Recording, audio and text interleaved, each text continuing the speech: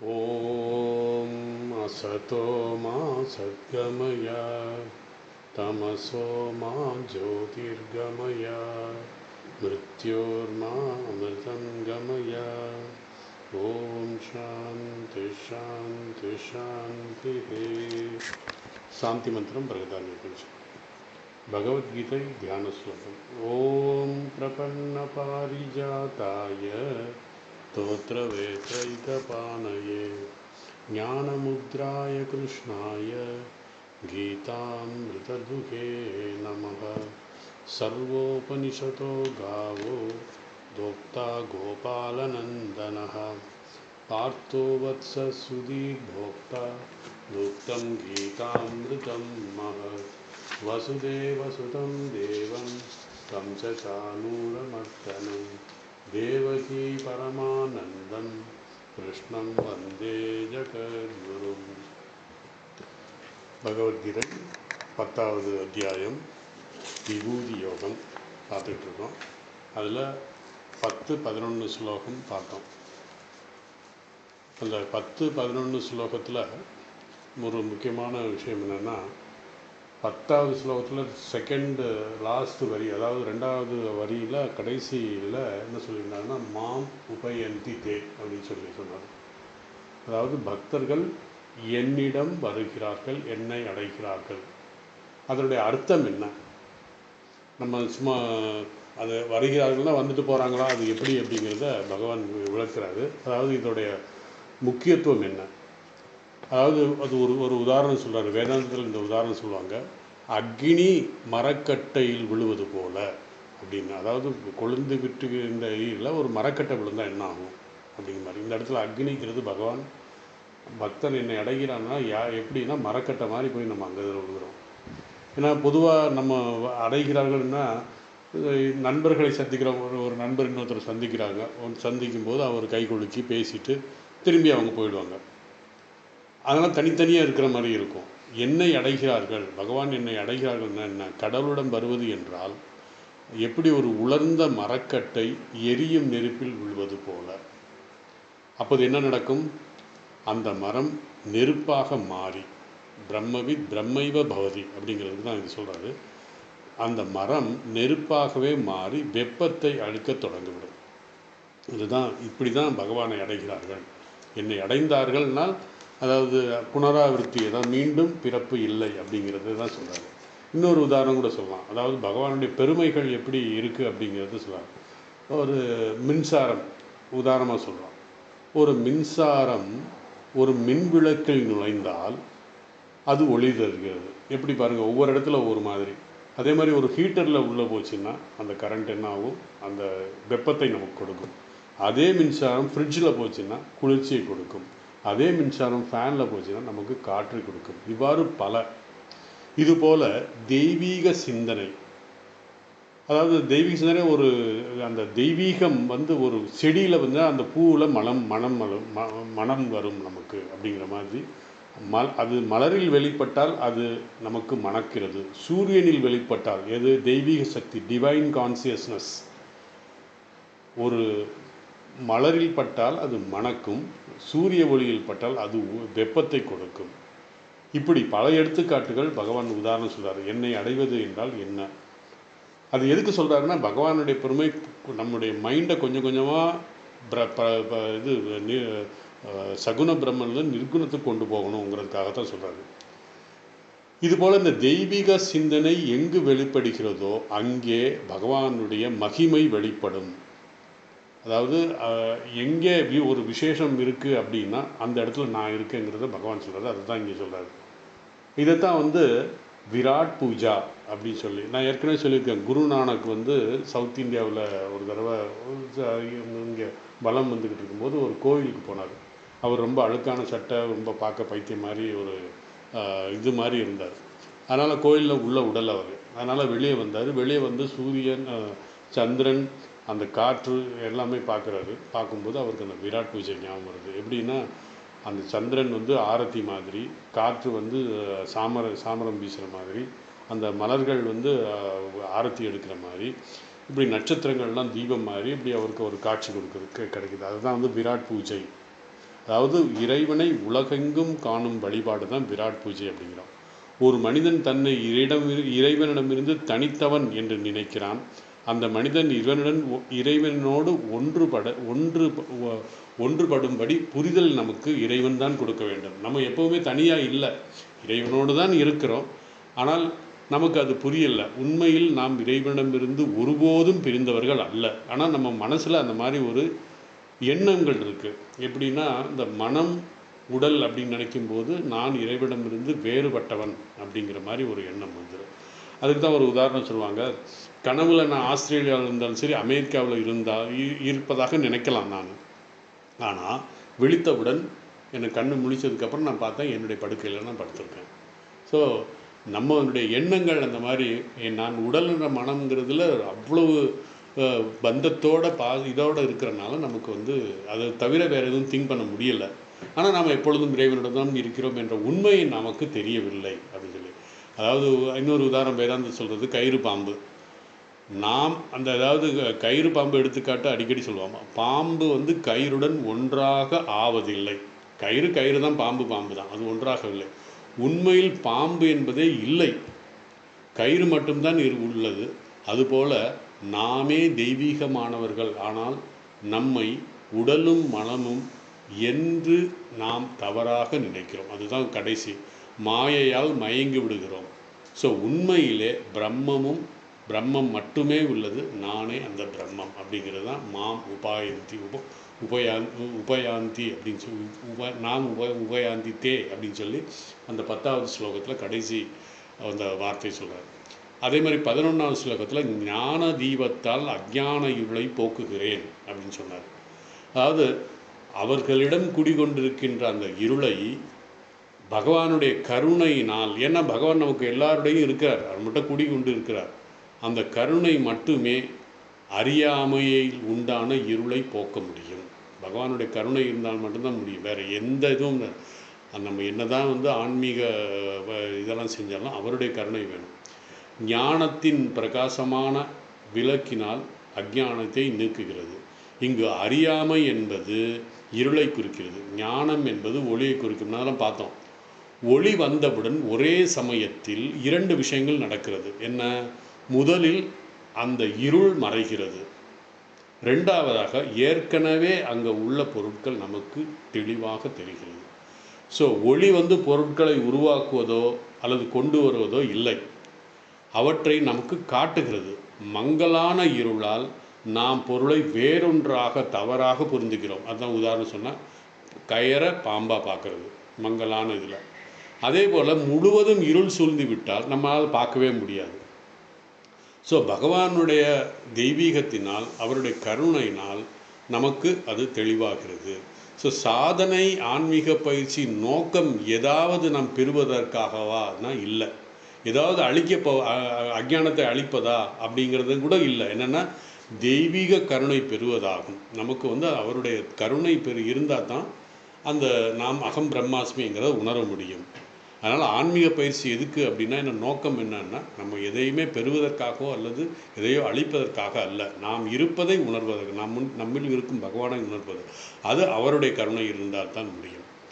அந்த தெய்வீக கருணை ஒளி வடிவில் வருகிறது. சரியான ஞானம், சரியான பார்வை, சரியான வெளிப்பாடாக வருகிறது நமக்கு. அது நிகழ்ந்தவுடன் நம்முடைய உலகத்தில் பந்தம் அனைத்தும் உடைந்து விடுகிறது, அறியாமை மறைந்து விடுகிறது, பயம் மறைந்து விடுகிறது. நிரந்தரமாக இருந்த சம்ஸ்காரங்கள், அதாவது நம்மகிட்ட இருந்த சம்ஸ்காரங்கள், பழக்க வழக்கங்கள் எல்லாம் மறைந்து விடுகிறது. இறைவன் ஒரு கருணை மிகு தாயை போன்றவர் அப்படின்னு சொல்லி நிறைய நம்முடைய சமயப்பெருகள் சொல்கிறார்கள். தாய் தன் குழந்தையை மிக சிறந்த ஊட்டச்சத்து உணவை அளிக்க தயாராக இருக்கிறார்.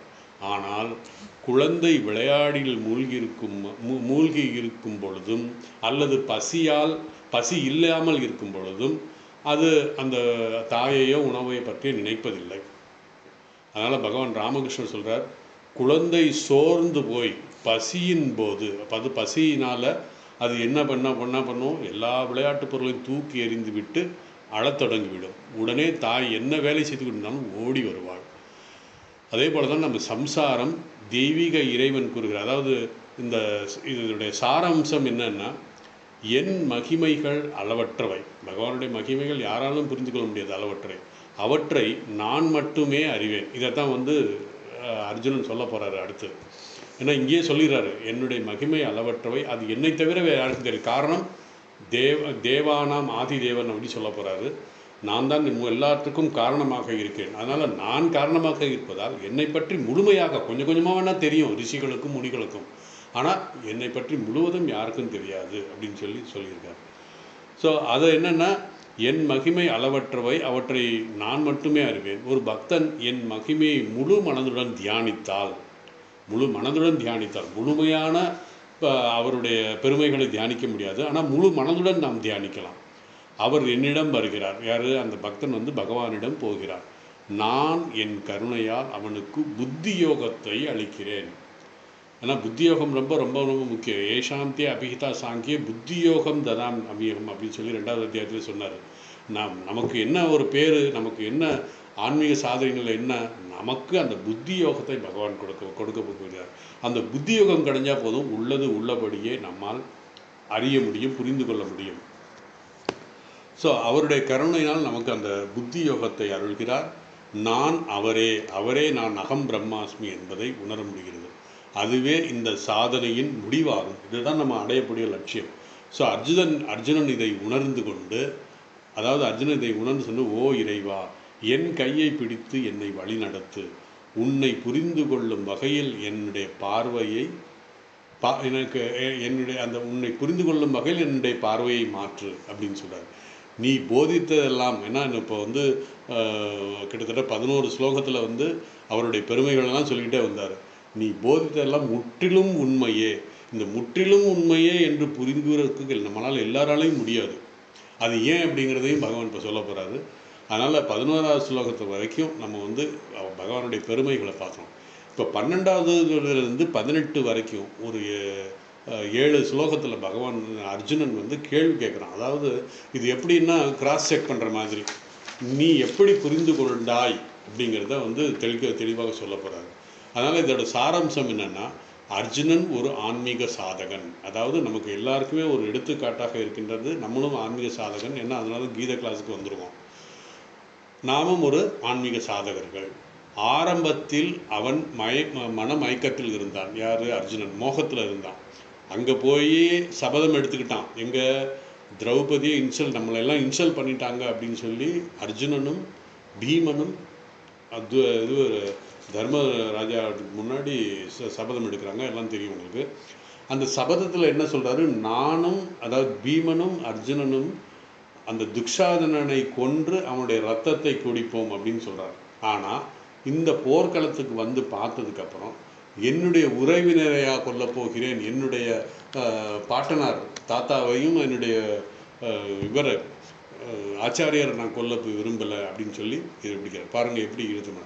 அந்த சுதர்மத்தை மறந்து விட்டார் அப்படிங்கிறத சொல்கிறார். அதாவது அந்த மோகத்தினால் மனமயக்கம் அடைந்தார். அந்த மனமயக்கம் அடைந்தாலும் இறைவனுடைய அருளால், பகவானுடைய அருளால், பகவான் அங்கே இருக்கிறனால அந்த மயக்கத்தால் அவன் உணர்கிறான். அந்த நேரத்திலேயே அவன் உணர்கிறான். என்னது? என்னை உதவ இறைவனால் மட்டுமே முடியும், இறைவனால் மட்டும்தான் என்னை புரிந்து கொள்ள முடியும் என்பதையும், ஆகையால் அவன் தன்னை முழுமையாக பகவான் கிருஷ்ணரிடம் சரணடைந்தான். அதனால தான் சரணடைகிறது அப்படிங்கிறது ரொம்ப முக்கியம். சரணடைந்தால் தான். அதனால தான் நான் ராமானுஜர் வந்து அந்த சரணாகதி இதை சொல்கிறார். தெய்வீக இறைவன் அவனை போதிக்க தொடங்குகிறார். அதுக்கப்புறம் தான் 2வது அத்தியாயத்தில் ஆரம்பிச்சிடறாரு. அந்த சொல்கிறார், ஓ அர்ஜுனா, நீ உன்னை பற்றி நினைப்பது முற்றிலும் தவறு. ஏன்னா எப்போ வந்து நம்ம உடல் நான் தான் உடல், நான் மனம் அப்படின்னு நினச்சானோ அப்போவே அவன் வந்து சரியாக நம்மை பற்றி நாம் உணரலை. யாரெல்லாம் வந்து நான் இந்த உடல், நான் மனம் என்று நினைக்கிறோமோ அவர்கள் சொல்வது, அவர்கள் தன்னை பற்றி என்ன தெரிந்து கொள்ளணும் சரியான ஞானம் இல்லை அது. அதனால் நீ அந்த பகவான் சொல்கிறாரு, நீயும் நானும் வேறல்ல, பியூர் கான்சியஸ்னஸ் தான் எல்லாமே அப்படின்னு சொல்லி. இந்த உடல் வந்து ஒரு நடுவில் வந்தது. அவ்யக்தானி பூதானி வெக்த மத்தியானி பாரதா அவ்யக்தா நிதனானேவ தத்ரகா பரிதேவனா அப்படின்னு சொல்லி 2வது சொல்கிறார். அதாவது எப்படி ஒரு ஆறு ஓடிக்கிட்டு இருக்கோ, வெளிச்சம் இரவு நேரத்தில் அந்த ஆற்றங்கரையில் ஒரு விளக்கு இருந்ததுன்னா அந்த விளக்கு தெரிகிற இடத்துல மட்டும் தண்ணி பார்க்குறோம் நம்ம. ஏன்னா இருட்டில் நமக்கு வேறு எதுவும் தெரியாது. அதனால் முன்னாடியும் ஒன்றும் தெரியல, பின்னாடியும் ஒன்றும் தெரியல, நடுவில் வெக்தம் அத்தியானி பாரதா. அந்த நடுவில் தெரிகிறது மட்டும்தான் அது. இதுதான் நம்முடைய வாழ்க்கை அப்படிங்கிறத நம்ம நினைக்கிறோம். அதனால் இது சரியான ஞானம் இல்லை அப்படிங்கிறதே சொல்லலாம். ஏனெனில் இறைவன் அனந்தம், அஜக, நித்தியம், பரிபூரணம், முழுமையானவர். இறைவன் முழுமையானவர், இறைவன் நித்தியமானவர், இறைவன் முடிவல்லாதவர், பிறப்பற்றவர் அப்படின்னு சொல்லி நம்ம 2வது அத்தியாயத்தில் ஆத்ம லட்சணத்தை பற்றி 35 லட்சணங்கள் நம்ம பார்த்தோம். அதனால் இதில் என்ன சொல்ல வர்றாருன்னா, பூர்ணமானவன் பகவான். அப்போ பகவான் பூர்ணமானவன், அவருடைய குழந்தைகள் நாமும் பூர்ணமானவர்கள். ப்ரொவைடட் நான் இந்த உடல் இந்த மனம் அல்லன்னு நினைத்தா தான் பூர்ணமானவர்கள் பற்றி புரியும் நமக்கு. அதனால் இந்த தேக அபிமானம் இருக்கிற வரைக்கும், இந்த உடலுங்கிற அபிமானம், உடல் மனம் அபிமானம் இருக்கிற வரைக்கும் நான் இறைவன், நானே அவன் அப்படிங்கிறத புரிந்து கொள்ள முடியாது. அதனால தான் இவ்வளவு சிரவண மனநல நிதித்தியாசனம்லாம் பண்ணுறோம். அதனால் பகவான் சொல்கிறாரு, நான் பூர்ணமானவன், முழுமையானவன். நீங்கள் அனைவரும், நம்ம எல்லாரையும் சொல்கிறார், நீங்கள் அனைவரும் பூர்ணமானவர்கள், முழுமையானவர்கள். உலகம் இறைவனிடமிருந்து தோன்றினாலும் எதுவும் இழக்கப்பட தேவையில்லை. அதாவது இந்த உலகம் இறைவனிடமிருந்து வர்றது வெறும் தோற்றம்தான். இந்த உலகத்தில் நம்ம வாழும் பொழுது எதை இழக்க போகிறோம், எது நம்ம பெற போகிறோம், ஒன்றுமே கிடையாது. எல்லாமே பிரம்மம், எப்போதும் அனந்தமாக இருக்கின்ற அந்த பிரம்மம் அப்படின்னு சொல்லி அர்ஜுனன் அப்புறம் அதான் கேள்வி கேட்க ஆரம்பிக்கிறார். ஓ இறைவா, நான் உன்னை பல்வேறு பெயரால் அழைக்கிறேன், எனக்கு நேரடியாக அனுபவம் எதுவும் இல்லை. ஏன்னா அவர் அத்தை மகன் தானே, அர்ஜுனுடைய அத்தை மகனாக இருக்கிறார். இருப்பினும் மகா முனிவர்கள் ரிஷிகள் போதித்த சாஸ்திரங்களை எனக்கு முழு நம்பிக்கை இருக்கிறது, நீங்கள் சொல்வதிலும் முழு நம்பிக்கை இருக்கிறது அப்படின்னு சொல்லிட்டு அந்த 7வது அர்ஜுனா வாச்ச 12வது ஸ்லோகத்திலிருந்து 18வது ஸ்லோகம் வரைக்கும் அர்ஜுனுடைய கேள்விகள்.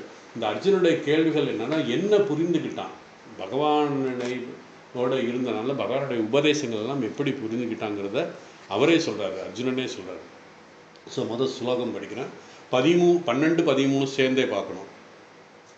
பரம் பிரம்ம பரந்தாம பவித்ரம் பரமம் பவான் புருஷம் சாஸ்வதம் திவ்யம் ஆதிதேவம் அஜம் விபுகு. 12வது ஸ்லோகம். 13வது ஸ்லோகம். ஆகுஸ்வாம் ரிஷய சர்வே தேவ ரிஷயே நாரதஸ்ததா அசிதோ தேவலோ வியாசக ஸ்வயம் சைவ பிரவீசி மே அப்படின்னு சொல்லி அவர் இந்த ஸ்லோகத்தினுடைய 2 ஸ்லோகத்தினுடைய சிம்பிள் மீனிங் என்னென்னா, மேலான பரபிரம்மம் நீயே, உயர்ந்த இருப்பிடமும் நீயே, ஒப்பற்ற புனிதமானவனும் நீயே. எல்லா ரிஷிகளும் தேவ ரிஷியான நாரதரும் அப்படியே அசிதோ தேவலர் வியாசர் ஆகியோர் உண்மை இப்படித்தான் சொல்கிறார்கள். திவ்ய புருஷனான ஆதிதேவன் பிறவாதவன் எங்கும் நிறைந்திருக்கின்றவன் என்றும் தாமும் அப்படியே எனக்கு சொன்னீர்கள் அப்படிங்கிறத இந்த 2 ஸ்லோகத்தில், அதாவது தேவ ரிஷிகளும் சொல்லியிருக்காங்க, நீங்களும் சொல்லியிருக்கீங்க. இதை பற்றி 10வது ஸ்லோகம் வரைக்கும் நீங்களே சொல்லியிருக்கீங்க, நான் யார் அப்படிங்கிறத சொல்லியிருக்கீங்க அப்படின்னு சொல்கிறேன். ஸோ இந்த ஸ்லோகத்தை பார்ப்போம். அர்ஜுனன் பகவானை பற்றி தான் புரிந்து கொண்ட விஷயங்களை சொல்கிறார், பகவானிடம் சொல்கிறார். இதுவரை நீங்கள் செய்த உபதேசங்கள் நான் என்ன புரிந்து கொண்டேன் என்பதை பகவானிடம் சொல்கிறார் இந்த ஸ்லோகத்தின் மூலமாக. ஏன்னா அப்போ தானே அவருக்கு தெரியும், நான் இது வரைக்கும் சொல்லிக்கிட்டு இருக்கேன், இவன் என்ன புரிஞ்சுக்கிட்டாங்கிறது எப்படி தெரியாது. ஆனால் எந்த ஒரு ரிஷியும் எந்த ஒரு ஆச்சாரியாரும் இதை தெரிந்து கொள்ள வேண்டும். ஏன்னா என்னுடைய சிஷ்யன் எந்த அளவுக்கு புரிஞ்சிருக்கான் அப்படிங்கிறது தெரிஞ்சுக்கணும் அப்படிங்கிறதுக்காக தான். மேலும் பகவானுடைய உபதேசங்களில் உள்ள வாக்கியங்கள் அர்ஜுனனுக்கு ரொம்ப அதாவது பகவானுடைய வாக்கியங்கள் ஒவ்வொன்றும் உண்மை அப்படிங்கிறத புரிந்து கொள்வதே ஒரு பெரிய சக்தி. ஏன்னா அவர் சில சாதனைகள்லாம் செஞ்சுருக்கிறனால நான் அது புரியுது. ஏன்னா பொதுவாக நமக்கு என்னதான் உபதேசம் செஞ்சாலும் ஆச்சாரிய ஒரு லிமிட்க்கு மேலே நம்ம மைண்டு லெத்தார்ஜிக், ஒரு லேசினஸ் வந்துடும், அல்லது டைவர்ட் ஆகிடும், மன ஒருமைப்பாடு இருக்காது. ஆனால் அர்ஜுனன் அப்படி கிடையாது. அவருடைய ஒவ்வொரு வார்த்தை சொல்கிறாரு, அர்ஜுனன் உங்களுடைய ஒவ்வொரு வார்த்தையையும் நான் நம்பிக்கை இருக்கிறது, அதாவது நீங்கள் சொல்கிறதெல்லாம் உண்மை, நம்பிக்கை இருக்கிறது.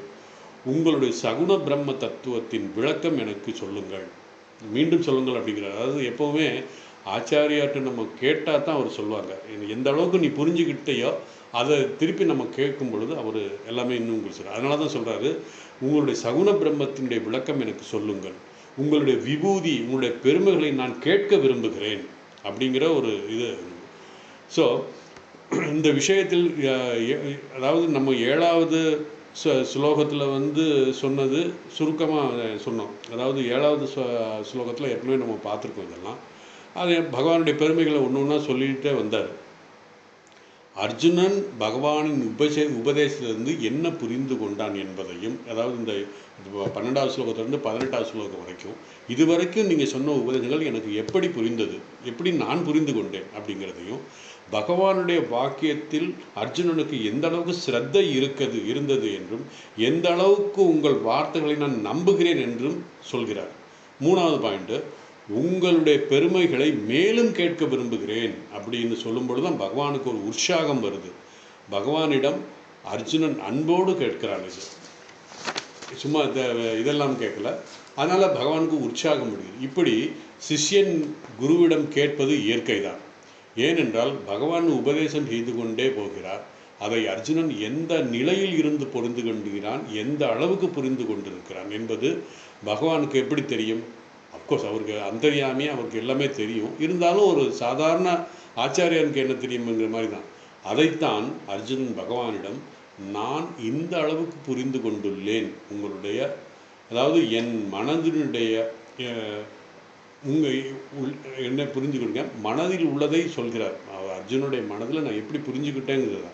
அர்ஜுனன் முதலில் எந்த அளவுக்கு புரிந்து கொண்டேன் என்பதையும், உங்கள் வார்த்தையில் எப்படிப்பட்ட ஸ்ரத்தையை கொண்டுள்ளேன் என்பதையும் பகவானிடம் சொல்லப் போகிறார். அதை கேட்டு பகவான் உற்சாகத்துடன் மீண்டும் என்னுடைய பெருமைகளை பற்றி நான் உனக்கு சொல்கிறேன். ஏன்னா அவருக்கு ஆச்சாரியாருக்கு ஒரு உற்சாகம் வந்துருச்சு, என்னுடைய சிஷ்யன் சரியாக புரிஞ்சுக்கிறான் அப்படிங்கிற மாதிரி. நச்சிகேதன் வந்து எப்படி இந்த 3 கேள்வி, அதாவது அந்த சொர்க்கத்துக்கு போவதற்கான வழி என்னன்னு கேட்கும்போது, அந்த சொர்க்கத்துக்கு செய்ய வேண்டிய யாகம் எத்தனை செங்கல் எப்படி அடுக்கணும் அப்படிங்கிற ஒரு தடவை சொன்னான். ஏகஸ்துதி அப்படின்னு சொல்கிறார், ஒரு தடவை தான் சொன்னான். அதை அப்படியே ரிப்பீட் பண்ணார் யார்? நச்சிகேதன். அதாவது இந்த ஏகஸ்துதி தரா அப்படின்னு சொல்லுவாங்க, ஒரு தடவை கேட்டால் அது கொஞ்சம். இதே தான் பகவான் ராமகிருஷ்ணர்கிட்ட ஒரு தடவை சொன்னால் அது அப்படியே திருப்பி சொல்கிறார். இதே மாதிரி சுவாமி விவேகானந்தர் இப்படி ஏகஸ்துதி தரா அப்படிங்கிறது மாதிரி சொல்கிறாரு. தன்னுடைய அதாவது உங்களுடைய வார்த்தைகள் எப்படி நான் புரிந்து கொண்டேன், எவ்வளோ ஸ்ரத்தையோடு புரிந்து கொண்டேன் என்பதையும், மீண்டும் உற்சாகத்துடன் நான் உங்களுடைய பெருமையை கேட்க விரும்புகிறேன். அர்ஜுன் தன்னுடைய கேள்விகளை தனக்கு எந்த அளவுக்கு புரிந்து கொண்டேன் என்பதையும், இப்படிப்பட்ட அறிவு ஞானம் கிடைத்துள்ளது என்பதையும், அதாவது உங்களுடைய அந்த உபதேசத்தால் எனக்கு எப்படிப்பட்ட அறிவும் ஞானமும் கிடைத்திருக்கிறது என்பதையும், அடுத்து எனக்கு என்ன வேண்டும் என்பதையும் சொல்கிறார். இந்த ஸ்லோகத்தில் பார்ப்போம். அர்ஜுனா உவாச்சனா அர்ஜுனன் சொல்கிறான், அது கேட்கிறான். பரம் பிரம்ம பரம் தாம பவித்ரம் பரமம் பவான். இந்த இடத்துல பவான் அப்படிங்கிறத, பகவான் அப்படிங்கிறதையும் பவான் அப்படிங்கிறது ஒரு மரியாதையோடு, ஒரு என்ன சொல்கிறது, ஒரு ஆச்சாரியரை எப்படி கூப்பிடணும் அப்படிங்கிறது தான் பவான். பவான நீங்கள் என்றால் நீங்கள் எப்படிப்பட்டவர்கள். பரம் பிரம்மன்னா இந்த இடத்துல நிர்குண பிரம்மன்னு சொல்கிறார். நிர்குண பிரம்மனே மாயையோடு சேர்ந்து சகுண பிரம்மன் ஆகிறது. ஸோ இந்த ரெண்டையுமே சேர்த்து தான் பரம் பிரம்ம அப்படின்னு சொல்லி சொல்கிறோம். பிரம்மஸ்வரூபமான மேலான அந்த பிரம்மஸ்வரூபம் பிரம்ம சத்தியமாக நீங்கள் இருக்கிறீர்கள். அதுக்கப்புறம் பரந்தாம, தாமம்னா இடம், உயர்ந்த இடம். பரந்தாம்னா மேலான இருப்பிடம், மேலான லட்சியம். மனித வாழ்க்கையின் லட்சியம் என்ன அப்படிங்கிறத பகவான் ராமகிருஷ்ணன் அமுதமொழிகள் சொல்கிற மாதிரி இறைவனை அடைவது தான், அதாவது அந்த இடத்தை அடைவது தான் அப்படிங்கிறது தான் இந்த சொல்கிறார். அதே மாதிரி சங்கரர் சொல்கிறார், பரந்தாமா என்றால் அவர் சொல்கிற அர்த்தம் அறிவு ஸ்வரூபம், பியோர் கான்சியஸ்னஸ் அப்படிங்கிறத பரந்தாம அப்படிங்கிறது சொல்கிறார். பரந்தாம அப்படிங்கிறார். அடுத்து வந்து பவித்ரம்னா மிகவும் தூய்மையானது, மேலான தூய்மைப்படுத்தக்கூடிய இடமாக இருக்கிறது. மேலான தூய்மைப்படுத்தக்கூடிய, அதாவது அது எதுக்கு அப்படிங்கிற சொல்ல போகிறார்.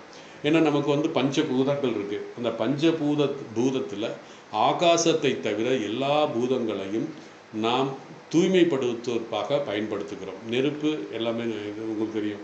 எல்லாம் நம்ம வந்து இது நெருப்பில் எதை போட்டாலும் எரிச்சிடும், தூய்மைப்படுத்திவிடும். அதே மாதிரி நீர், அதே மாதிரி காற்று தூய்மைப்படுத்தக்கூடியது. இப்படி ஒவ்வொரு பூதங்களும் தூய்மைப்படுத்தும் சக்தி இருக்கிறது. நீர், நெருப்பு, காற்று இவைகளெல்லாம் நாம் தூய்மைப்படுத்த பயன்படுத்துகிறோம். இந்த பூதங்களுக்கு எல்லாம் தூய்மைப்படுத்தும் சக்தியை யார் கொடுத்தது? பகவான் தான் கொடுத்தது. அதனால தான் பவித்ரம் பரமம். எல்லா பூதங்களுக்கும் அவர் தூய்மைப்படுத்தும் சக்தியை கொடுத்திருக்கிறார். இனியும் பகவானை எப்படி புரிந்து கொண்டேன் என்பதை சொல்கிறார். அர்ஜுனன் சொல்கிறார், கிருஷ்ணனை பார்த்து, பரம் பிரம்ம, நீங்களே அந்த பரம்பொருளாக இருக்கிறீர்கள், பரம்தாம நீங்களே ஞானஸ்வரூபமாக இருக்கிறீர்கள், அல்லது வாழ்க்கையில் அடைய வேண்டிய லட்சியமாக இருக்கிறீர்கள், மேலான இருப்பிடமாக இருக்கிறீர்கள். பவித்ரம் பரமம், மேலான தூய்மைப்படுத்தும் சாதனமாக நீங்கள் இருக்கிறீர்கள். எப்படி கங்கை எல்லாவற்றையும் தூய்மைப்படுத்துகிறது, அனைத்தும் நம்முடைய மனதில் உள்ள அசுத்தங்கள், அதாவது கங்கை நீர் எல்லாவற்றையும் தூய்மைப்படுத்தும். நாம் செய்கின்ற சாதனையின் மூலமாக நமக்கு என்னென்ன மனதில் உள்ள அசுத்தங்களை எல்லாம் நீக்கும். அதனால தான் சாதனை ஜபம் பண்ணுறோம், தியானம் பண்ணுறோம் அப்படின்னு சொல்கிறோம். அந்த மனதில் உள்ள அசுத்தங்களை நீக்குவதற்காக நம்முடைய சாதனை பண்ணுறோம். அதே மாதிரி இந்த தூய்மைப்படுத்தும் சாதனங்களையும் பண்ணுறோம். ஆனால் வேதாந்த ஞானம் ஒன்று தான் நம்முடைய மனதையே நீக்கும். அது என்னது? மனதையே நீக்கும். மனதில் உள்ள அசுத்தத்தை சுத்தம் செய்வது ஒன்று. மனதையே நீக்கும் என்னன்னா, ஏனென்றால் மனமே ஒரு அசுத்தம் என்று வேதாந்தம் கருதுகிறது.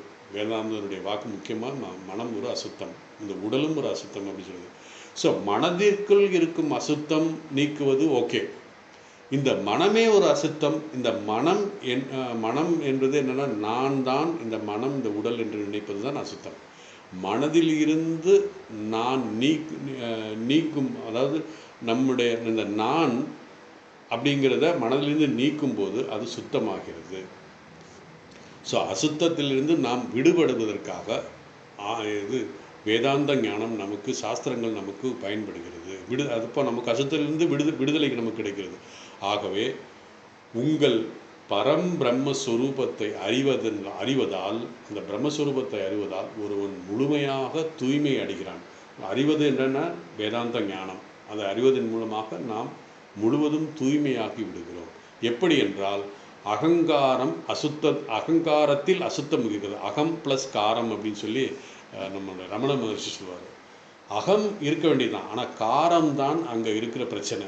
அந்த காரத்தை நீக்கிட்டோம்னா அகம் நல்லது தான், அதாவது பிரம்மஸ்வரூபம் அது அப்படின்னு சொல்லி. ஸோ அகங்காரத்தினுடைய அசுத்தம் காரம் நீக்க வேண்டும். ஆனால் அகங்காரமே ஒரு அசுத்தம், அதாவது அந்த காரம் தான் அசுத்தம் என்பது நமக்கு தெரிவதில்லை. அது வேதாந்த ஞானத்தால் மட்டும் நீக்க முடியும். ஒருவன் கர்மயோகியாக இருக்கும் பொழுது அந்த கர்மயோகத்தால் அவன் எதை அடைகிறான்? சித்த சுத்தி அடைகிறான். அதாவது கர்மயோகி அசுத்தமான அகங்காரத்தை சுத்தமான அகங்காரமாக மாற்றுகிறான். அதைத்தான் சித்த சுத்தின்னு சொல்கிறோம். அதனால் இந்த அசுத்த மாயா சுத்த மாயான்னு ரெண்டு இருக்கிறது. இதை எப்படி சொல்லலாம்னா, அசுத்த மாயா அப்படிங்கிறத தமோகுணமும் ரஜோகுணம்னு சொல்லலாம். இப்போ அந்த கர்மயோகம் என்ன நடக்குது அப்படின்னா, அந்த அசுத்தமான அகங்காரத்துக்கு சுத்தமான அகங்காரத்துக்கு மாறுது. அது என்ன? தமஸ் ரஜஸிலிருந்து சத்துவத்துக்கு வருகிறோம். பிறகு அந்த சத்துவமும் நமக்கு பந்தம்தான். அதிலிருந்து விடுதலை அடைய ஞானத்தால் மட்டும்தான் முடியும். பகவான் ராமகிருஷ்ணர் தெளிவாக ஒரு இது சொல்லியிருக்காரு. 3 திருடர்கள், அந்த 3 திருடர்களை தமோ ரஜ சத்துவம் அப்படின்னு சொல்கிறாரு.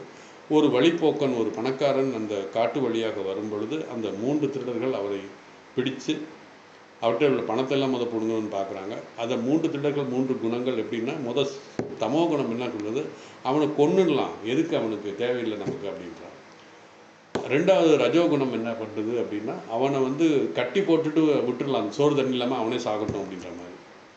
ஆனால் சத்துவகுணம் அப்படிங்கிறது அப்படி இல்லை அப்படின்ற மாதிரி. அவங்க 2 பேரும் போனதுக்கப்புறம் இவன் அவனுடைய கட்டை அவிழ்த்து விட்டு வழி காமிக்கிறான். நீ இந்த வழியாக போகணும்னா உன்னுடைய வீட்டுக்கு போயிடலாம் அப்படின்னு சொல்லி காமிக்கும்போது அந்த பணக்காரன் சொல்கிறான், இவ்வளோ தூரம் எனக்கு உதவி செய்கிறீங்க, நீங்களும் வாங்கலை எங்கள் வீட்டுக்கு அப்படின்னு சொல்லும்போது, இல்லை நான் வரக்கூடாது, காரணம் நானும் ஒரு பந்தன், ஒரு பந்தப்பட்டவன் அப்படிங்கிற மாதிரி. அதாவது சத்துவகுணமாக இருந்தாலும் அது பந்தம் அப்படிங்கிறது அது விளக்கம் வந்து பகவான் அமுதமொழிகளில் தெளிவாக சொல்லியிருக்காரு. அதனால் இந்த சத்துவகுணமும் ஒரு பந்தம் தான். அதிலிருந்து விடுதலை அடைய ஞானத்தால் மட்டும்தான் முடியும். அதைத்தான் அர்ஜுனன் பரமம் பவித்ரம் அப்படிங்கிறத அந்த வார்த்தையை சொல்கிறார். இப்படிப்பட்டவராகிய அந்த பகவான் நீங்கள் இருக்கிறீர்கள், பரம்பொருளாக நீங்கள் இருக்கிறீர்கள். பிறகு அடுத்த வரியில் சொல்றாரு, அதாவது செகண்ட் லைனில், ரிஷி முனிகள் இப்படித்தான் உங்களை பற்றி கூறுகிறார்கள். ரெண்டாவது வரியில் ஒவ்வொரு சொற்களும் ஆத்ம லட்சணத்தை பற்றி கூறுகிறது. என்னென்னா அந்த பரமம், ரெண்டாவது வரியில் என்ன சொல்கிறாருன்னா,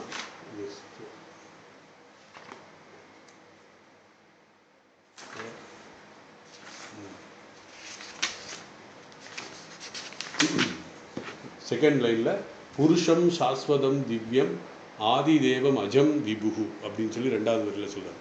புருஷம் ரெண்டாவது வரியில், அதாவது இது எல்லாமே வந்து நம்ம ஆத்ம லட்சணம் ரெண்டாவது அத்தியாயத்தில் படிக்கும்போது நம்ம பார்த்துட்டோம்.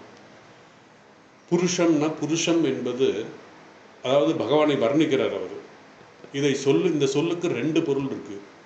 புரி ப்ளஸ் சேஷன். அது அப்படி ஒரு ஒரு ஒரு பிரிப்பாங்க.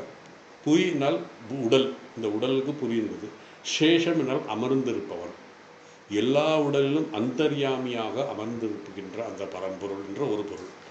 ரெண்டாவது, உடலுக்குள் அமர்ந்து இருந்து சாட்சி சொரூபமாக இருக்கிறார். அதாவது முதல் பொருள் தான் இது சொல்ல. உடல் வந்து உடலில் இருப்பிடமாக வைத்திருக்கின்ற அந்த பகவான் சாட்சி சொரூபமாக இருந்து எல்லா உயிர்களிலும் வியாபித்திருக்கிறார். பிரத்யக்ஷாத்மா அப்படின்னு கூட சொல்லுவாங்க வேதாந்தத்தில். இந்த பிரத்யக்ஷாத்மாவாக இருக்கிறார். ரெண்டாவது பொருள் வந்து புருஷன் என்றால் புராணத்துவம். புராணத்துவம் என்றால் எங்கும் எப்பொழுதும் இருப்பவன், அதன் புருஷக. அதுக்கப்புறம் அடுத்த சொல் என்ன சொல்ல, சாஸ்வதம். புருஷம் சாஸ்வதம் அப்படின்னா, சாஸ்வதம் அப்படின்றால் என்றும், அதே பொருள் தான், என்றும் இருக்கக்கூடாது, அழியாதது சாஸ்வதம். அந்த புருஷன் எவ்வளவு நாள் இருப்பார் அப்படின்றா சாஸ்வதமாக இருக்கார். அவருக்கு அழிவே கிடையாது, பிறப்பும் கிடையாது, அழிவும் கிடையாது அப்படின்றா. அப்படி நம்ம கற்பனை பண்ணியே பார்க்க முடியாது அப்படிங்களா. நம்ம வந்து இந்த உடல் மனதோட தொடர்பு இருக்கிறதுனால நமக்கு இதெல்லாம் கற்பனை பண்ணி பார்க்க முடியாது. அதனால் அர்ஜுனன் சொல்கிறான், சாஸ்வதம் என்றால் என்றும் இருப்பவர். இந்த உடலுக்குள் எத்தனையோ உறுப்புகள் இருக்கிறது, புருஷனும் இருக்கிறார். பிரம்மம், அதாவது புருஷனை தான் பிரம்மம் அப்படின்னு சொல்கிறோம். அதாவது பியூர் கான்சியஸ்னஸ், சிதாபாசம் அப்படின்னு சொல்கிறோம். ஆனால் உடலில் இருக்கும் எல்லா உறுப்புகளும் சாஸ்வதமாக இருப்பதில்லை. புருஷன் மட்டும்தான் சாஸ்வதமாக இருக்கிறார். அதாவது திரிகால அபாதிதம் சத்தியம். எது 3 காலத்திலும் இருக்கிறதோ அதுதான் உண்மை தத்துவம், அதுதான் பரம்பொருள் அப்படிங்கிறது சொல்கிறோம். உண்மை தத்துவத்தை வந்து சொல்கிறோம். திரிகாலம், 3 காலத்திலும் இருப்பவன். ஆனால் இந்த உடல் எடுப்பதற்கு முன்னாடியும் இந்த புருஷன் இருக்கிறான், உடல் மறைந்ததுக்கு அப்புறமும் இந்த புருஷன் இருக்கிறான் அப்படின்றான். இதை வந்து நம்ம 13வது ஸ்லோகத்தில் 2வது தேகினோ அஸ்மின் யதா தேகே கௌமாரம் யவ்வனம் ஜரா, மொத்தம் 6 இருக்குது. அதில் சுருக்கமாக 3 சொல்கிறாரு. கௌமாரம்னா குழந்தை பருவம், யவ்வனம்னா யூத், ஜரானா ஓல்ட் ஏஜ். இந்த உடலில் இருக்கின்ற தேகினோ அஸ்மின் யதா தேகே, இந்த தேகினக, இந்த இடத்துல பார்த்தீங்கன்னா தேகினோ அஸ்மின் யதா தேகே, அந்த உடல் தான் அந்த இதை மாறுது. எவ்வனமாக இருக்கும், பாலகனாக இருக்கிறான், அது யுவனாக எங்கே மாறுறான், அதுக்கப்புறம் ஓல்டேஜ் வருது. ஆனால் உள்ளே இருக்கிற அந்த தேகினகங்கிறது அந்த பரம்பொருள், பியூர் கான்சியஸ்னஸ், அது அப்படியே இருக்குது, ஒன்றும் மாற்றமே இல்லை. தேகினோஸ்மின் யதா தேகே கௌமாரம். அதே மாதிரி 18வது ஸ்லோகத்தில் அந்த இமே தேகா நித்தியயோக்தா சரீரினக அனாசின அப்ரமேசிய தஸ்மா சித்தஸ்வ பாரதா அப்படின்னு சொல்கிறார். இந்த உடல் வந்து போகும், ஆனால் பியூர் கான்சியஸ் அந்த பரம்பொருள் என்றும் இருக்கக்கூடியது. எல்லா சரீரத்திலையும் இருக்கிறாரு, ஆனால் உடல் வந்து போகும். அது வாசாம்சி ஜீர்ணானி யதா விகாய நவானி, எப்படி அதுங்கிறது, இந்த உடல் வருது போகுதுன்னா, இந்த உடல் வந்து போது எப்படி நம்ம ஒரு சட்டை அல்லது பேண்ட் ரொம்ப நாள் போட்டு அது விற்று போச்சோ புதுசு ஒன்று போட்டுக்கிறோம், அது மாதிரி இந்த உடல் அப்படிங்கிறோம். ஆனால் உள்ளே இருக்கின்ற அந்த பொருள் இது வந்து எப்பவுமே இருக்கக்கூடியது. அதனால தான் சொல்கிறாரு, அதனால் ரிஷிகள் முனிகள் உங்களைத்தான் சாஸ்வதம் என்று சொல்கிறார்கள். அடுத்து திவ்யம். திவ்யம்ங்கிற வார்த்தை அதாவது உருவாக்க முடியாதது, நம்ம தயார் செய்ய முடியாத ஒன்று. அதுக்கு ஸ்வயம்புன்னு கூட சொல்லலாம். ஏன்னா ஸ்வயம்புங்கிறது நம்ம சில பேர் என்ன அர்த்தத்தில் சொல்லுவாங்கன்னா, ஏதாவது வளர்ந்துக்கிட்டு இருந்தால் ஸ்வயம்பு வருது அப்படின்னு சொல்லுவாங்க. அது மாதிரி ஸ்வயம்புன்னா ஒரே மாதிரி எப்போவுமே இருக்கக்கூடியது. காஞ்சிபுரத்தில் நிறைய இருக்குது.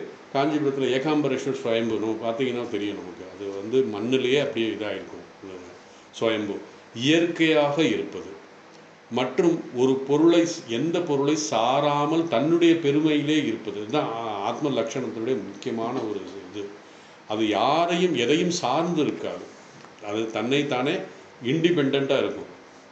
அதை தான் வந்து சொல்கிறது. பிரம்மம் எதையும் சாராமல் இருக்கும். அதே தான் நீங்களும் அப்படின்னு சொல்லி இந்த உலகம் எல்லா ஈஸ்வரனை இந்த உலகத்தில் வாழும் ஜீவராசிகள் எல்லாமே ஈஸ்வரனை சார்ந்து இருக்கிறது. அதுக்கப்புறம் அடுத்த சொல் என்னன்னா ஆதி தேவம். எல்லா தேவர்களுக்கும் மூலமாக இருக்கின்றவன், காரணமாக இருப்பவர்கள். அதனால தான் ஆதி என்றால் காரணம், மூலம் என்று பொருள். தேவானாம்னா எல்லா தேவர்களுக்கும் ஆதி தேவானாம் அப்படின்னு சொல்கிறோம். ஆதி தேவன் அப்படின்னு சொல்லுவோம். ஸோ எல்லாருக்கும் மூல காரணமாக இருக்கிறதுனால முதன்மையாக இருப்பதால் ஆதி தேவன் அப்படின்னு சொல்கிறோம். அதுக்கப்புறம் அஜம் என்றால் பிறப்பற்றவன், அதாவது சுயம்புன்னு சொல்லலாம். பிறப்பே கிடையாது, என்றுமே ஒரே மாதிரி இருக்கக்கூடியது. சாஸ்வதம் புராணம் அப்படின்னு சொல்லுவோம். அதாவது தேகி நஜாயத்தே மிரியத்தே வா கதாச்சித் நாயம் பூத்வா பவிதா ந பூய அஜோ நித்தியம் சாஸ்வதோயம் புராண ந ஹன்யதே ஹன்யமானே சரீரே அப்படின்னு சொல்கிறாங்க. அதாவது சுயம்பு, அது வந்து பிறப்பும் கிடையாது இறப்பும் கிடையாது, அது தன்னைத்தானே இருக்கிறது, எதையும் சார்ந்து இல்லை அப்படிங்கிறது தான் சொல்கிறார். இந்த பிரம்ம தத்துவம் எதிரிடமிருந்து பிரிக்காத தத்துவம் அஜம். அடுத்து விபுகு என்றால் வியாபித்திருப்பது, எங்கும் வியாபித்திருக்கு, நமக்கு தெரியாதான வியாபித்திருக்கிறது, விதவிதமாக தோன்றி இருக்கிறது. நமக்கு அவருக்கு பிறப்பே கிடையாது, ஆனால் விதவிதமாக தோன்றி இருக்கிறது ஒரு கான்ட்ரா மாதிரி பேசுகிறோம். காரணம் என்னென்னா மாயையுடன் சேர்ந்ததால் அது நமக்கு விதவிதமாக தோன்றியதாக தெரிகிறது. ஸோ விதவிதமாக பிறந்தவர் அப்படின்னு சொல்லி எப்படி தன்னுடைய மாயா சக்தியால் விதவிதமாக காட்சி அளிக்கிறார் என்பதை தான் விபுகு. இவ்விதம் இங்கு அர்ஜுனன் சொன்ன எல்லா சொல்லும் அர்ஜுனுடையது அல்ல. இதையெல்லாம் யார் சொன்னாங்க அப்படின்னா ரிஷிகள் முனிகள் அப்படின்னு சொன்னார். அதனால தான் செகண்ட் ஸ்லோகத்தில் 13வது ஸ்லோகம் சொல்லாது ஆஹூஸ்துவாம் ரிஷய சர்வே தேவர்ஷி நாரதஸ்ததா அசிதோ தேவலோ வியாச ஸ்வயம் சைவ பிரபித் அப்படின்னு சொன்னார். ஸோ இந்த ஸ்லோகத்தில் முதல் வரியில் பார்த்தீங்கன்னா ஆஹுஹு என்ன ஆஹுஹு துவாம் ரிஷய சர்வே, அதாவது ரிஷிகள் முனிகள் சர்வே எல்லோரும் ஒரே மாதிரி தான் சொல்கிறாங்க. என்னென்னா துவாம் நீங்கள், அதாவது துவாம்னா உங்களை, ஆஹுஹு இவ்விதம் கூறுகிறார்கள். எப்படி சொல்கிறார்கள்? உங்களை பற்றி இவ்வாறு ரிஷிகளும் யோகிகளும் முனிகளும் சொல்கிறார்கள். எப்படி பேசுகிறார்கள்? உங்களை என்னவென்று சொல்கிறார்கள் அப்படின்னா, அது நம்ம முன்னாடி சொன்ன மாதிரி புருஷம் சாஸ்வதம் திவ்யம் விபுகு அப்படின்னு சொன்ன மாதிரி இப்படி தான் சொல்கிறாங்க. எல்லா ரிஷிகளும் ஒரே மாதிரி தான் நம்ம உங்களை பற்றி, ஏன்னா அவங்க அந்த சாதனையின் மூலமாக அவங்களுடைய இன்ட்யூஷன் மூலமாக அவர்கள் புரிந்து கொண்ட விஷயத்தை சொல்கிறார். பிறகு அர்ஜுனன் சொல்கிறார், சில ரிஷிகள் பேரை சொல்கிறார், யார் யார் அந்த மாதிரி சொன்னாங்க அப்படிங்கிறத சொல்கிறாரு. எந்த ரிஷிகளிடமிருந்து உங்களுடைய பெருமைகளை இவ்விதம் நான் கேட்டேன். பல ரிஷிகள், ஏன்னா அர்ஜுனன் காலத்தில் ரிஷிகளும் முனிகளும் சர்வசாதாரணமாக இருந்திருக்காங்க. இப்போ தான் நம்ம யாரும் பார்க்க முடியல, யாரும் உண்மை யார் பொய்ன்னு தெரியல. அப்போ ரிஷிகள் முனிகள் எல்லாம் ரொம்ப யதார்த்தமாக இருந்திருக்காங்க. ஸோ உங்களுடைய பெருமைகள் நான் அவர்களிடம் கேட்டேன். யார் சொல்கிறாரு? நாரதருக்கு தேவரிஷி நாரதக அப்படின்னு சொல்லிட்டதா அப்படின்னு சொல்கிறோம். அதாவது நாரதர் மற்றொரு பெயர் தேவரிஷி. ஏன் தேவரிஷிங்கிறோம் அப்படின்னா, அவர் தேவராக பிறந்து ரிஷியாக மாறியவர், ரிஷியாக மாணவர் அப்படின்னு சொல்லி. அதே போல் உதாரணமாக பூலோகத்தில் ஒருத்தர் பிறந்து ரிஷியாக மாறினால் அவருக்கு சாதாரண ரிஷின்னு சொல்லுவோம், ரமண மகரிஷி அப்படின்னு சொல்லி சொல்லுவோம். அதே உலகத்தில் பிறந்து ராஜாவாக இருந்து அவர் ரிஷியாக மாறினால் அதற்கு ராஜ ரிஷி அப்படின்னு சொல்கிறோம். அதுக்கு தான் நம்ம நிறைய பேர்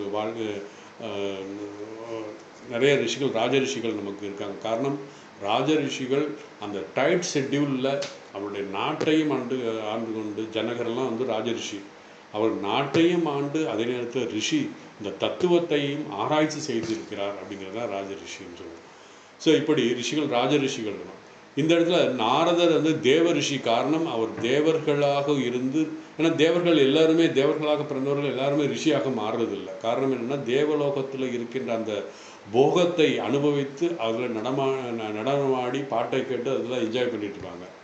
ஆனால் நாரதர் வந்து தன்னுடைய அந்த வைராக்கியத்தினால, விவேகத்தினால இந்த உலகம் வந்து எப்படிப்பட்டது அப்படிங்கிறதை அவருக்கு சனகர் சனாதனர்கள்லாம் சொன்னனால, அவர் தன்னுடைய இறைவனுடைய அருளால், தன்னுடைய விவேகத்தின் வைராக்கியத்தினால் அவர் இந்த உலகம் வந்து உண்மை அல்ல, இந்த தேவலோகமும் உண்மை இல்லை என்பதை புரிந்து கொண்டதால் அவர் இதாகிட்டார், அதாவது தேவ ரிஷி ஆகிட்டார்.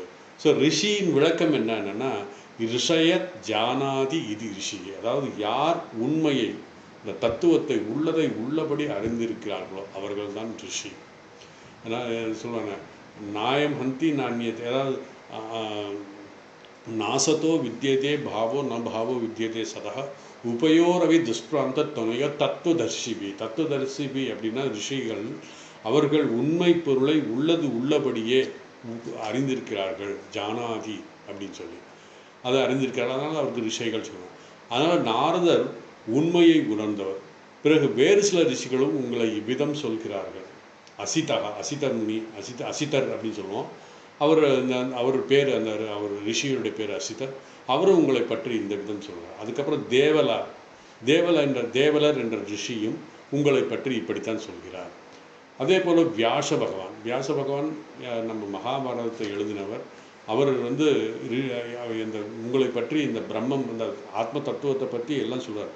அதாவது அந்த வியாச பகவானுடைய என்ன சொல்கிறது, அவருடைய எழுத்துக்கள் மூலமாக இந்த இந்து சனாதன தர்மத்தில் ஒரு பெரிய ஒரு தாக்கத்தை உண்டாக்கியது. மகாபாரதத்தை எழுதியவர் அவரது வியாச பகவான். மேலும் அந்த மகாபாரதத்தில் கீதை வருகிறது. அதாவது அது எந்த அத்தியாயத்தில்னா டக்குனு ஞாபகம் மாட்டேங்குது. அதில் கிட்டத்தட்ட 5வது அத்தியாயத்திலேருந்து அவருடைய கீதை, அதாவது மகாபாரதங்கிற ஒரு பெரிய சமுத்திரத்தில் கீதையும் வருகிறது. மகாபாரதத்தின் ஒரு அங்கமாக கீதை இருக்கிறது. அப்படிங்கிறதுனால கீதையில் மட்டும் கிடையாது, மகாபாரதத்தில் பல இடத்துல ஆத்ம தத்துவங்கள், நிர்குண பிரம்ம தத்துவத்தை பற்றி பல இடத்துல சொல்லியிருக்காரு. மகாபாரத் படைங்க இந்த மாதிரி வேதாந்த தத்துவங்கள்லாம் சொல்லிவிட்டார். குறிப்பாக மோக்ஷ தத்துவம், மோக்ஷம்னா இந்த மோக்ஷம் அப்படிங்கிற இடத்துல பகவான் வந்து, அதாவது வியாச பகவான் வந்து மிக தெளிவாக ஆத்ம தத்துவத்தை சொல்கிறார். குறிப்பாக மோட்ச தத்துவத்தை பார்த்திங்கன்னா நிறைய அந்த நிர்குண பிரம்மத்தை பற்றி சொல்கிறாரு, சகுண பிரம்மத்தை பற்றியும் விளக்குகிறார், பல இடத்துல சொல்லியிருக்காரு. அதனால் வியாச பகவான் இவ்விதம் உங்களுடைய பெருமைகளை கூறுகிறார் அப்படின்னு சொன்னார். ஸ்வயம் சைவ பிரவீஷிமே அப்படின்னு சொல்கிறார். அதாவது நீங்களே இதை பற்றி நிறைய சொல்லியிருக்கீங்க. அதாவது ரிஷிகள் முனிகள் சொன்னது, யோகிகள் சொன்னது ஒன்று, ஆனால் உங்களை பற்றி நீங்கள் சொல்லும் பொழுதும் நீங்கள் இதைத்தான் எனக்கு சொன்னீங்க, உங்களுடைய பெருமைகளை இவ்விதம் நீங்கள் சொன்னீங்க. ஆகவே ரிஷிகளுக்கு தெரிந்திருக்கலாம், அல்லது அவர்களுடைய இன்ட்யூஷனாகவும் இருக்கலாம். அதாவது எப்படின்னா, ஒருத்தர் கேட்டு சொல்கிறது, இன்னொருத்தர் கேட்டு. ஆனால் உங்களுடைய சொரூபத்தை நீங்களே, ஏன்னா உங்களுடைய ஈஸ்வர சொரூபம் அப்படிங்கிறது நீங்கள் தான் முழுமையாக அறிந்தவர்கள், வேறு யாரும் தெரியாது. அதனால் நீங்களே சொல்லியிருக்கீங்க இதை. ஸ்வயம் சைவ ரிஷிகள் அவர்களுக்கு தெரியுமோ தெரியாதோ தெரியாது, ஆனால் நீங்கள் சொல்லும்போது ஒருத்தர் அந்த அத்தாரிட்டியோட சொல்லும் பொழுது அதுதான் மிக முக்கியமானது அப்படிங்கிறத இங்கே அர்ஜுனன் எழுதுகிறார். இவ்விதம் கூறுகிறார். அதாவது பிரவீஷி மே அப்படின்னா, மேனா எனக்கு நீங்கள் சொல்கிற, நீங்களே உங்களுடைய பெருமைகளை சொல்லியிருக்கிறீர்கள். எங்கே 10வது ஸ்லோகத்தில் சொல்லியிருக்கீங்க. இங்கு பெருமை என்றால் ஸ்வயம் சொரூப லட்சணம், சொரூபத்தினுடைய தன்மை. நீங்கள் ரிஷிகள் கூறியதையும் நான் கேட்டேன், ஆனால் நீங்கள் சொரூப லட்சணம் நீங்களே சொல்லும்போது அதனுடைய முக்கியத்துவம் அதிகமாக இருக்கிறது. அதனால் அர்ஜுனன் இந்த 2 ஸ்லோகத்தில் ரிஷிகள் உங்களுடைய பெருமைகள் சொல்கிறார், ஆனால் நீங்களே இந்த பெருமைகளை நீங்களே எனக்கு சொன்னீர்கள் அப்படிங்கிறதையும் இந்த 11, 12, 13 ஸ்லோகங்களை சொல்கிறார். அதுக்கப்புறம் வந்து 14வது ஸ்லோகம். யாரோ ஸ்பீக்கர் ஆன் பண்ணி வச்சுருக்காங்க. அடுத்து 14வது ஸ்லோகம். சர்வம் ஏதத்ருதம் மன்யே என்மாம் வசதி கேசவா நகிதே பகவன் வியக்தி விதுகு தேவா ந தானவாக. அது கிட்டத்தட்ட இதே, அதாவது அதே இது பாயிண்ட் தான். என்னென்னா, இந்த ஸ்லோகத்தில் அர்ஜுனன் பகவான் உபதேசம், அதாவது சிம்பிள் மீனிங் என்னென்னா, கேசவா நீ எனக்கு ஓதுவது யாவும் உண்மை என்று உணர்கிறேன். இது ஒரு பெரிய சக்தி. அதனால் நமக்கு நிறைய விஷயங்கள் நம்ம கேட்போம், ஆனால் அது உண்மையா பொய்யாங்கிறது நமக்கு தெரியாது. அதனால் நீங்கள் எனக்கு சொல்கிறீர்கள், அதை நான் உண்மை என்று எனக்கு என்னுடைய இன்ட்யூஷன், என்னுடைய மனதில் சொல்கிறது. பகவானே உனது தோற்றத்தையும் தேவர்களும் அறியார், தானவர்களும் அறியார். அதாவது தேவர்கள் நமக்கு தெரியும், தேவலோகத்தில் பிறந்தவர்கள், நம்ம இப்படி சக்தி வாய்ந்தவர்கள் எல்லாம். அசுரர்களை பற்றி சொல்கிறார், அவர்களுக்கும் தெரியாது, யாருக்கும் முழுமையாக தெரியாது உங்களை பற்றி. அப்படின்னா உங்களை பற்றி நீங்கள் தான் சொல்ல முடியும் அப்படிங்கிறது சொல்கிறார். ஸோ பகவான் இந்த இடத்துல அர்ஜுனன் சொல்கிறார், உபதேசத்தின் விஷயத்தை எனக்கு இருக்கும் நம்பிக்கை பாவனையை பற்றி சொல்கிறார். அதாவது அர்ஜுனன் வந்து அதனுடைய பெருமைகள்லாம் கேட்டு அவனுடைய மனதில் ஒரு பக்தி பாவனை வந்துருச்சு அப்படிங்கிறத இந்த ஸ்லோகத்தை வெளிப்படுத்துகிறார். இனியும் வெளிப்படுத்த போகிறார். 15, 16, 17 சொல்ல போகிறார். ஸோ இந்த கடந்த ஸ்லோகங்களில் ரிஷிகள் சொன்னதும் நீங்கள் சொன்னதும் உபதேசங்களை எனக்கு நம்பிக்கை வந்திருக்கிறது என்று சொன்னார். நான் அதை எப்படி எடுத்துக்கொண்டேனுங்கிறதையும் சொன்னார். எந்த அளவுக்கு ஸ்ரத்தை, நம்பிக்கை இந்த நீங்கள் சொல்கின்ற உபதேசங்களிலிருந்து எனக்கு தெளிவானது, அதாவது அவருடைய வார்த்தை மூலமாக எந்த அளவுக்கு உங்களுடைய வார்த்தை எனக்கு நம்பிக்கை கொடுத்துருக்குதுங்கிறதையும் சொன்னார். பொதுவாக குரு உபதேசம் செய்வார் சீடர்களுக்கு. அதில் அந்த விஷயத்தில் இப்படித்தான் புரிந்து கொள்ள வேண்டும். அதாவது குரு சொல்லும் பொழுது, ஈவன் நம்முடைய ஆசிரியர் பெருமக்களும் சொல்கிறார், ஒரு கான்செப்ட், ஒரு டெஃபினிஷன், ஒரு இதை சொல்லும் பொழுது, ஒரு கருத்தை வெளிப்படுத்தும் பொழுது அவர் எப்படி புரிந்து கொண்டிருக்கிறாரோ உள்ளபடி அந்த ஆச்சாரியார் புரிந்து கொண்டால் அதே மாதிரி தான் இந்த சீடன் புரிந்து கொள்ள வேண்டும் என்று நினைப்பார். ஆனால் எல்லாருமே அப்படி புரிஞ்சுக்கிறாங்களான்னா இல்லை. குருவின் உபதேசம் சீடர்கள் செய்வார். அதில் இந்த விஷயம் இப்படித்தான் புரிந்து கொள்ள வேண்டும் என்று நிச்சய புத்தி குருவினுடைய மனதில் இருக்கும். என்னுடைய சிஷ்யன் இந்த கருத்தை இப்படி புரிந்து கொள்ள வேண்டும் என்று அந்த குரு நினைப்பார். ஆனால் சிஷ்யனுடைய மனதில் எப்படி இருக்கிறது என்று நமக்கு தெரியாது.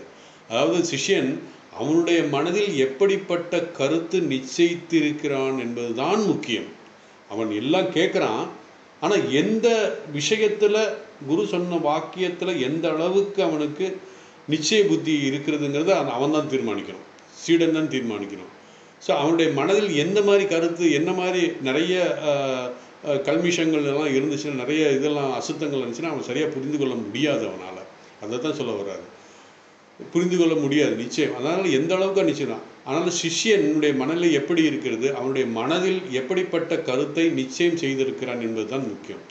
சில நேரங்களில் குரு 1 மணி நேரம் அத்வைத தத்துவத்தை பற்றி பேசுவார். அதாவது நம்மளுடைய இதில் எல்லாம் நடக்கும், அந்த ட்ரைனிங் சென்டர்லாம் நடக்கும். அதே மாதிரி நிறைய அந்த உத்தரகாசிலெல்லாம் பண்டிதர்னா நம்ம சாதுக்களே வந்து அத்வைத தத்துவம், வியாத கீதை எல்லாமே நிறைய கிளாஸ் எடுப்பாங்க. அவர் என்ன மனதில் நிச்சயித்து அவருக்கு சொல்கிறாரு அப்படிங்கிறது 1 மணி நேரம் அவருக்கு அத்வைத தத்துவத்தை பற்றி உபதேசம் செய்வார். ஏன்னா மூண்டக உபனிஷத்துலாம் எடுக்கும்போது ரொம்ப அத்வைத தத்துவங்கள் நிறைய வரும். அந்த சொல்லும்போது குரு அந்த உபதேசம் சொல்லும் பொழுது அது கேட்ட சீடன் என்ன நினைக்கிறான்னா, இந்த விஷயமெல்லாம் நமக்கு ஒத்து வராது, இது வந்து குருவுக்கு வேணால் ஒத்து வரலாம், அப்போ எனக்கு ஒத்து வராது, என்னுடைய அனுபவத்துக்கு ஒத்து வராது அப்படிங்கிற மாதிரி அந்த சீடன் 1 மணி நேரம் குருவினுடைய அந்த உபதேசத்தை கேட்ட பிறகு, நீயே அந்த பிரம்மம் என்று சொல்லிய பிறகும் சீடனுடைய ஸ்ரத்தை, அந்த வார்த்தையிலே ஸ்ரத்தை, அதாவது நிச்சய புத்தி ஸ்ரத்தை இல்லாமல் கேட்கும் பொழுது அவனுக்கு எனக்கு எல்லாம் இதை ஒத்து வராது அப்படிங்கிற ஒரு முடிவுக்கு வந்துடுறார். ஸோ நம்முடைய அனுபவத்திற்கு இது ஒத்து வராது என்று சீடன் நினைக்கிறான். இப்படி சீடன் மனதில் அந்த நிச்சய புத்தி இல்லை. ஆனால் குருவின் உபதேசம் சத்தியம், சாஸ்திரம் சொல்வது சத்தியம், சத்தியமேவ ஜெயதே அப்படிங்கிறது தான். ஆனால் சிஷ்யன் அந்த உண்மையை ஜஸ்ட் ஆப்போசிட்டாக புரிஞ்சுக்கிறான். அதனால் குரு சொல்லும் உபதேசம், சாஸ்திரங்கள் சொல்லும் உண்மையை அவனுக்கு பயன் தராது. காரணம், அவனுக்கு அந்த நிச்சய புத்தி கிடையாது. அதனால் குரு சொல்லும் உபதேசம், சாஸ்திரங்கள் அவனுக்கு உண்மையாக படாது, அவனுக்கு ஸ்ரத்தை இல்லை. சிஷ்யன் தன்னுடைய அனுபவத்தில் இது எனக்கு ஒத்து வராதுங்கிறத அவன் மனதில் நிச்சயித்து விட்டான். அதனால் அவனை ஒன்றும் பண்ண முடியாது. அவனாக அதை பார்த்து சரி பண்ணாதான். நாம் அதாவது ஒரு உதாரணம் சொல்லுவாங்க, நாம் எவ்வளவு உணவு சாப்பிடுகிறோமோ அது கேட்ட சக்தி நமக்கு கிடைக்கும் என்று நம்ம தவறாக நினைக்கிறோம். ஆனால் நாம் எவ்வளவு உணவு நம்முடைய வயிற்றில் செரிமானம் ஆகிறதோ அந்த அளவுக்கு தான் நமக்கு சத்து கிடைக்கும். அதனால் பசிச்சா தான் சாப்பிடணும் அப்படின்னு சொல்லுவாங்க. அதுபோல் எவ்வளவு விஷயங்கள் கேட்டோம் என்பது முக்கியம் கிடையாது. எவ்வளவு விஷயங்கள் நமக்கு கேட்கணுங்கிறது முக்கியம். கேட்ட விஷயத்தில் நம்முடைய மனதில் எவ்வளவு நிச்சய புத்தி இருக்கிறது என்பது தான் முக்கியம்.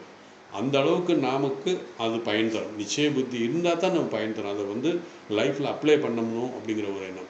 இங்கு அர்ஜுனன் தன்னுடைய மனதில் எந்த அளவுக்கு இந்த உபதேசம் நிச்சயமானது என்பதை கூறுகிறார். அதாவது இந்த ஸ்லோகத்தின் மூலமாக சொல்கிறார், நாம் நினைப்பது போல எவ்வளவு சத்சங்கம் கேட்டு எந்த மாற்றமும் இல்லை என்றால் நாம் அதை நிச்சய புத்தியாக எடுத்துக்கொள்ளவில்லை என்று நிறைய பேர் சொல்லுவாங்க, நானும் எல்லா மாநாடும் அட்டன் பண்ணுறேன், எல்லா சத்சங்கமும் அட்டன் பண்ணுறேன், ஆனால் ஒன்றும் மாற்றமும் இல்லையே அப்படின்னா, அது மாற்றம் என்பது வெளியிலிருந்து யாரும் தர முடியாது. உத்தரேத் ஆத்மானம் நான் ஆத்மானம் அவசாதே. நீங்களாக தான் அதை எடுத்துக்கணும், நீங்கள் தான் அதை சரி பண்ணிக்கணும். அந்த உண்மையை நீங்கள் தான் இது பண்ணணும். அது நான் சொல்வார். ஸோ என்ன இந்த ஸ்லோகத்தை பார்த்தோன்னா, சர்வம் ஏதத் ரிதம் மன்யே. ஏதத் சர்வம் அப்படின்னா இவை அனைத்தும், நீங்கள் சொன்ன உபதேசங்கள் எல்லாம் அனைத்தும் ரிதம். ரிதம் என்றால் சத்தியம், உண்மை என்று நான் நினைக்கிறேன். நாம் வாழ்க்கையில் எவ்வளவோ உபதேசங்கள் பெரிய பெரிய மனிதர்கள் சொல்வதை கேட்கிறோம். அதில் பல விஷயங்கள் பொய்யாக இருக்கலாம், சில விஷயங்கள் உண்மையாக இருக்கலாம்.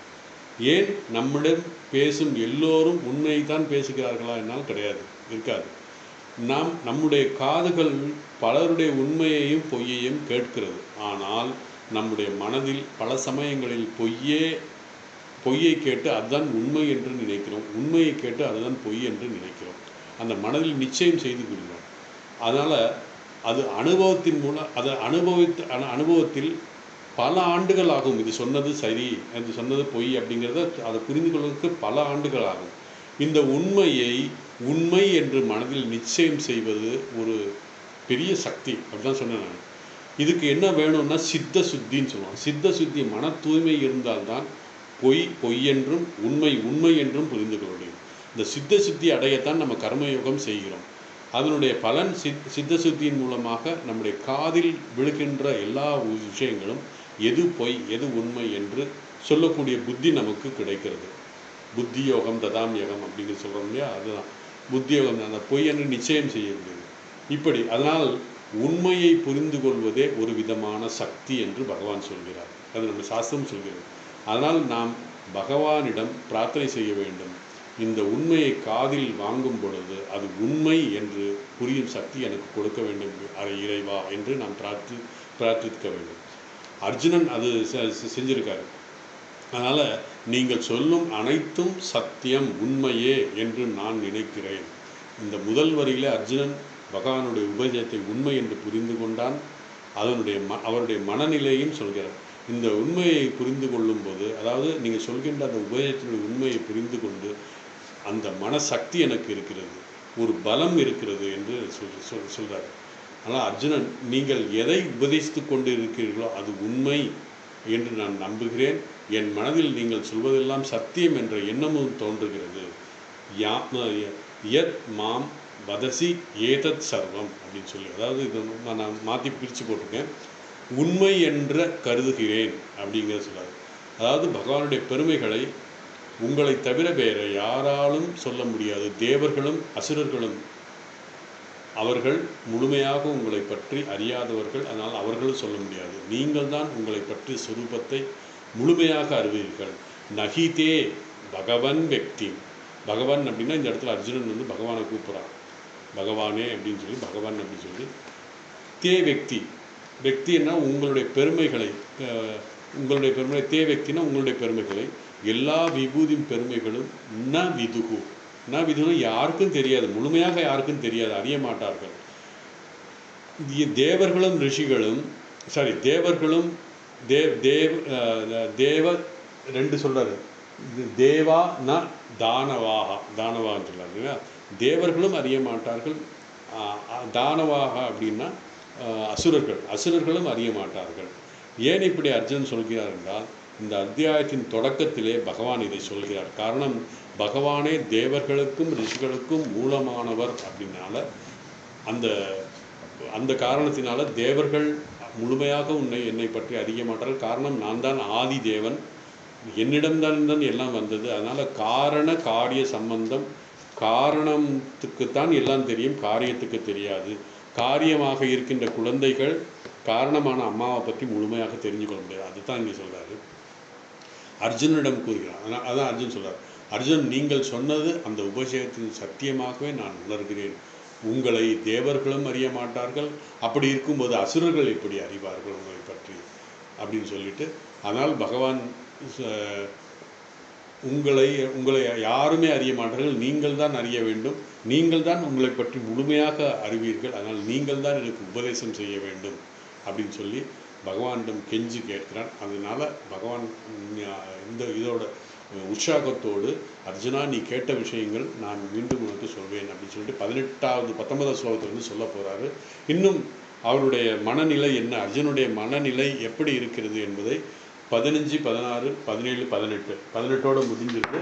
அந்த 19வது ஸ்லோகத்திலேருந்து பகவான் உவாச்சார் 19வது ஸ்லோகத்தில் எப்படி அடுத்து என்னுடைய பெருமைகளை இன்னும் சொல்ல போகிறார், எப்படி சொல்ல போகிறார், அதாவது அர்ஜுனுடைய மனநிலைக்கு ஏற்ற மாதிரி அவன் எப்படி புரிந்து கொண்டான் என்பதை உணர்ந்து கொண்டு அதுக்கேற்ற மாதிரி அடுத்து 19வது ஸ்லோகத்திலிருந்து உபதேசம் சொல்ல போகிறாரு. ஸோ 15, 16, 17, 18 அடுத்த கிளாஸுக்கு முடிச்சுட்டு 19 கூட நம்ம போயிடலாம் அப்படின்னு சொல்லிட்டு இனி அடுத்த வகுப்பில் பார்ப்போம். ஓம் வசுதம் தேவம் கம்சானூரமர்த்தனம் தேவகி பரநந்தம் கிருஷ்ணம் வந்தே ஜெகத்குரும்.